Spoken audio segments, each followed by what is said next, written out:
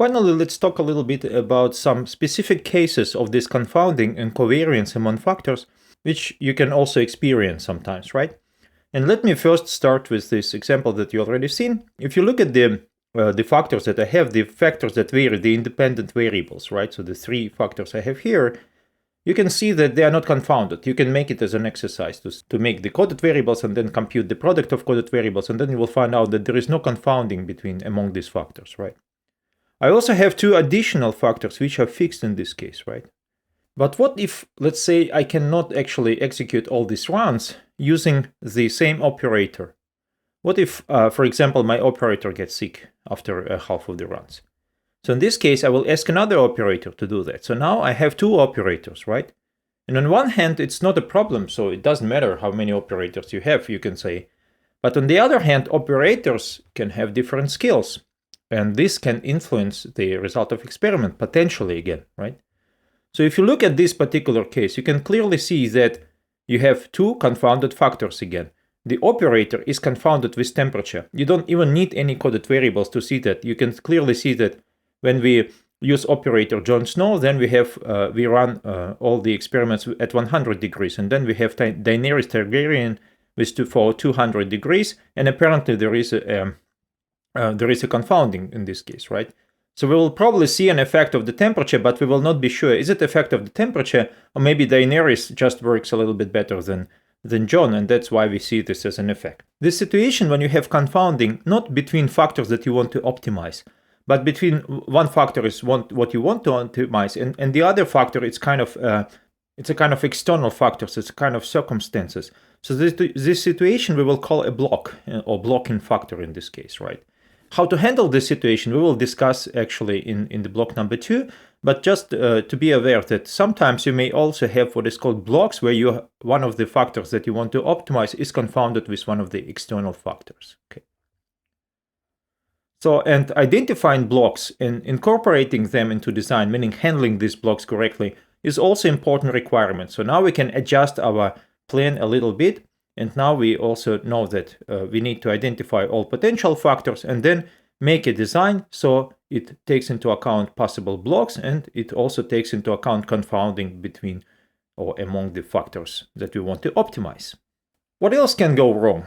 Well, another very important thing that you also need to be aware of, it's the external factors that you cannot actually change at all. And for example, it can be outside temperature. For example, you have a room temperature that you start in the morning, and then the room temperature is going up because sun is shining, for example, through the windows, and then it rises the temperature and you cannot control it. So this is the situation you see on this slide. So our room temperature is growing, but you can see that the growing of this temperature is also confounded with temperatures that we have, the temperature of the reaction, right? So we again have the confounding pattern here, right? So we again have the kind of covariance between the room temperature and the temperature of the process that we actually set, right? How to avoid this situation? Well, apparently you cannot incorporate room temperature in your design, right? Because we never know in advance how it will vary. So we need to find another solution for that. And the solution is very simple. It's randomization. Randomization is when you run all your, or execute all your experimental runs in random order. Not in the order that you made in the design, but in completely random order. Randomization is very important, especially when, for example, a process is unstable. For example, it varies with time.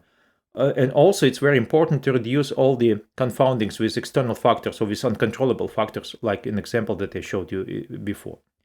Sometimes people cannot randomize the full, all the runs. For example, it's simply impossible.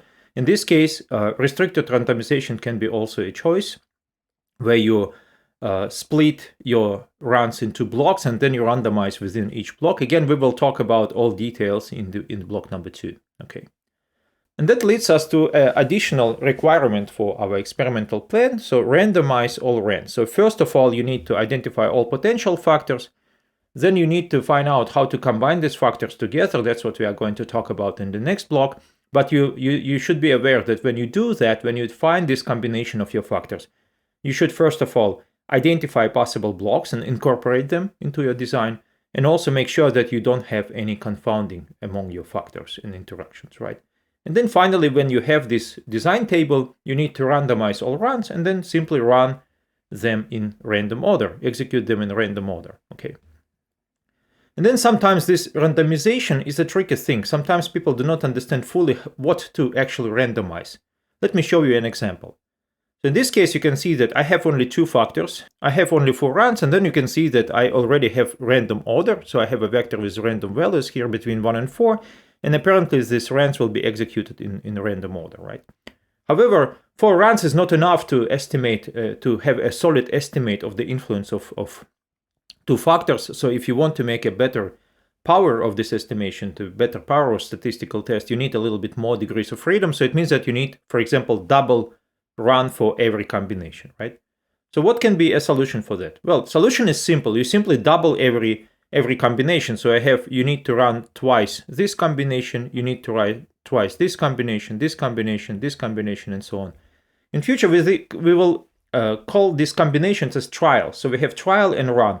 Trial is one particular combination, and run is how many times we run this trial, right? So we have 4 trials and 8 runs in this case.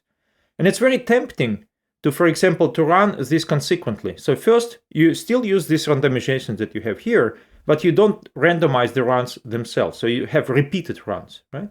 So first you will run these 2, then you will run these 2, and then you will run these 2, and then you will run these 2. And this is quite dangerous because the variation between the 2 consequent runs when you have the same conditions, the experimental conditions, will be much smaller than if you, for example, if you run them in completely random order. So it means that your error, your estimated error, will be artificially smaller than it's the real error if your all runs are independent. So in this case, this situation is called repetitions, and that's not a good idea to use. What you need to do, you need to randomize the individual runs. So all runs are executed independently in random order. And this situation we call replication. So use replications and not repetitions. Okay. But that's it. That's it for the first learning sequence of block number 1, where we introduced some important terms and definitions. And now it's time to talk about statistical analysis. And that's what we are going to do in the next learning sequence.